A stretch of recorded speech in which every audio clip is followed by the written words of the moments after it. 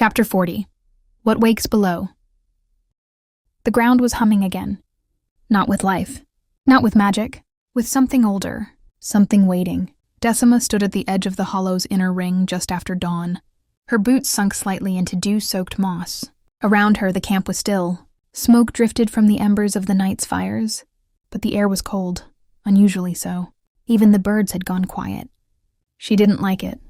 The hollow had always breathed with a kind of rhythm, the slow pulse of roots and stone and magic. But now that rhythm was uneven, slower, thicker, as if something beneath the earth was watching. The shard in her chest felt heavy, not painful but dense, anchored. She pressed her palm to her sternum and breathed deep. No flare, no voice, just heat, coiled. Behind her, Bran was muttering to himself, half buried in scrolls near the old altar stones. Aelia paced at the perimeter, scanning the trees like she expected them to move.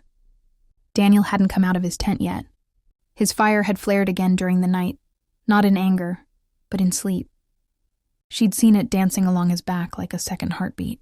The further the days passed, the more her fire felt shared, like something small and hidden inside her was breathing with it. A sound broke the silence. A low crack, like a branch snapping beneath weight, but slower, heavier, deep. Decima turned sharply toward the sound. Aelia was already moving. Bran looked up, alarmed. What was that? Then it came again, a low groaning crack. From beneath them. The crack in the earth widened slowly, cutting a jagged line through the center of the hollow's moss-covered floor.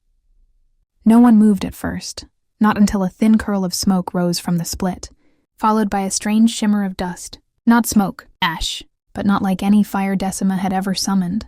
This ash shimmered with silver, soft and fine, like powdered starlight, and it drifted upward without falling, hanging in the air as if caught in a spell. Aelia stopped walking, eyes fixed on it. Bran dropped his scrolls and stepped toward the rift. That's not natural, he said quietly. It's not volcanic. It's not hollowborn. It's something older. Decima didn't answer. She was staring at the ash. Not just watching, feeling it. The way it curled toward her. The way her skin tingled. Not with fear, but with recognition. Her fire stirred, low and deep in her gut. As if the silver dust had woken something inside her. Something small. Something warm. Not pain, not magic. A rhythm. Bran crouched beside the rift and touched the edge of the split with 2 fingers. It burned him. He yelped and pulled back, eyes wide. A symbol had appeared where he touched, for just a second. A circle, veined with curved lines like branches, or veins. Did you see that? He whispered. I saw it, said Aelia, and I don't want to again. Bran turned to Decima, eyes sharp. Your fire didn't do this. No, she said. It didn't. He hesitated. But it responded to you. She didn't answer. Daniel arrived just as Bran stepped away from the crack, his eyes flickering with unease. He hadn't spoken since the night before, when his fire had scorched the inside of their tent without warning. He looked pale now, not from fear, but restraint. His hands were clenched, not trembling, just too still. What happened? He asked. Bran nodded toward the ash. The ground split. It's not natural. It's reacting to something, Aelia added, not bothering to hide the way she looked at Decima. Daniel stepped closer to the rift, his jaw tight. Let me try. No. Decima started, but it was too late. He dropped to one knee and reached toward the silver-lined crack. The moment his fingers hovered over the ash, his fire erupted. Not wildly, but pure, sudden, and wrong. The flames surged up his arm, white at the core, then laced with silver threads, not from his soul bond, not from Tonwell. Something else. The blast struck the altar stone behind him. It cracked clean in half. Everyone stared. The flames died just as quickly as they came. Daniel stood, panting. I didn't mean to... We know, Decima said softly, stepping in front of him. But the ash didn't settle. It curled toward her again, and this time it whispered. Not with sound, not with language, but with pressure, a breath in the bones. She felt it in her chest, but not from the shard. Lower, deeper, closer, the whisper came again.